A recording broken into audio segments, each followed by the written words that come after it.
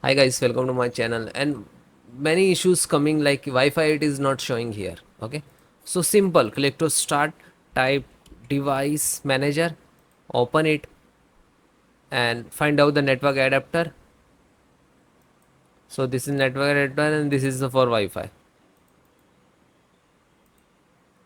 Okay, so select the Wi-Fi. This is for the Wi-Fi. Okay, wireless VLAN, Wi-Fi VLAN, WLAN. Okay, Ethernet, MediaTek Wi-Fi. So this is for right click and click to uninstall. Only click to uninstall it. Okay, and then close it.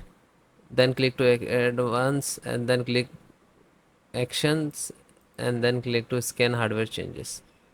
Okay, and then close.